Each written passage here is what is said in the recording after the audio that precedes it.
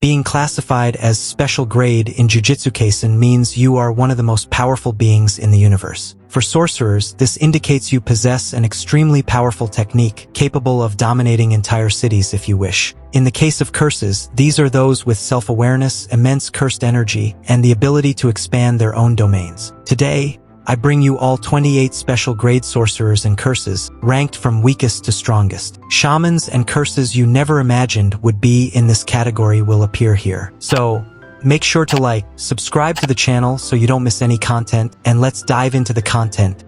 28. Special Grade Curse. This curse was one of the first we saw in the series, conveniently serving as an introduction to the special grade. It was created from one of Sukuna's fingers and could manipulate cursed energy to the extent of launching powerful spells. Itadori, Megumi, and Nobara had no chance against this curse, requiring Itadori to switch places with Sukuna to fight it. 27. Bridge Cursed Spirit. This cursed spirit appears during the bridge arc, being quite similar to the first. However, according to Megumi, it was capable of using innate domain with a massive release of cursed energy. 26. Geto's Imaginary Vengeful Spirit. This spirit was used during Geto's fight against Toji Fushiguro. Based on an ancient Japanese folklore legend about a woman with a slit mouth, this special grade curse is a manifestation of fear. It can expand its own domain, where there is a pact that can only be broken when questions are answered. If the target answers negatively, the curse attacks with various giant scissors controlled by a smaller one held by the curse. 25. Smallpox Deity. This curse manifests through the fear of smallpox disease. It was presented under Kenjaku's possession, trained to fight against Mei Mei and her brother Ui. This curse has a domain expansion that simulates a cemetery, referencing the curse's own meaning. In the domain, as a guaranteed hit, the target is trapped in a coffin and a ritual begins. Movements of the curse's hands cause a huge rock to fall on the coffin, and the countdown to 3 starts. If the target doesn't escape in time, they are contaminated with smallpox, leading to death. 24. Angel Hannah. Now we have an angel, one of the reincarnated from the Culling game. She is a difficult character to evaluate since we haven't seen all her potential. However, we know she possesses Jacob's Ladder, a powerful beam of light capable of exorcising any curse, as when she almost defeated Sukuna with this ability. Her techniques can also nullify other cursed techniques, being the only character capable of freeing Satoru Gojo from the prison realm. 23. Hiromi Higuruma. Another reincarnated on this list, Higuruma stands out for his domain expansion, which functions like a courtroom. In this domain, a Shikigami acts as a judge and judges the target according to their crimes. In the most severe case, the target is sentenced to death, and Higuruma gains the Executioner's Sword, which kills instantly with a single blow. It is an extremely powerful ability if used effectively. Another recent ability Higuruma learned is the Reverse Curse technique, which he demonstrated by quickly healing his arms without losing quality in the use of his curse techniques. 22.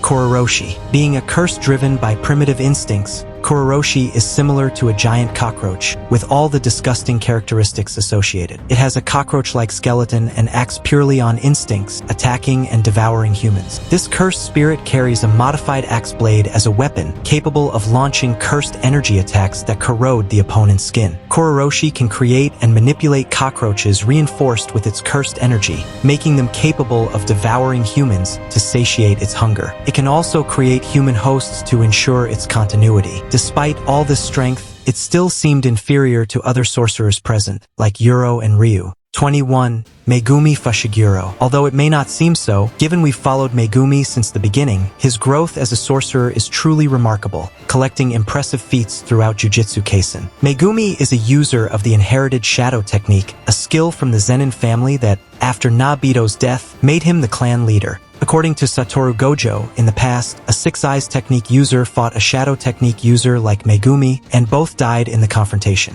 This potential is what Gojo sees in Megumi. Megumi's technique is extremely powerful and of unknown potential. Within this technique, the Shikigami he summons are manipulated from shadows in liquid form, being incredibly powerful with the use of cursed energy. A 10 Shadows user can also manipulate shadows to move within them and carry cursed weapons. Remember, the weight of the weapons transported in shadows is felt by the user's body. Additionally, Megumi has the Chimera Shadow Garden, a full domain expansion where he and his Shikigami blend with the shadows. Although he cannot yet erect a barrier, within the domain, He uses his abilities at 100% potential, summoning Shikigami quickly and cloning them through shadows. Nanami himself confirmed that he, Maki, and Nobito would have been annihilated by Dagon if not for Megumi. Even Toji's body, which hunted only the strongest, chose Megumi as the strongest among them. 20. Hanami. Starting with Hanami, we begin talking about the curses that accompanied Mahito and Kenjaku. Hanami is a curse originated from the fear of natural disasters, being a manifestation of these events. It desires the end of humanity that defeats nature. Hanami is an intelligent curse, capable of mastering binding vows to increase the precision of its innate techniques.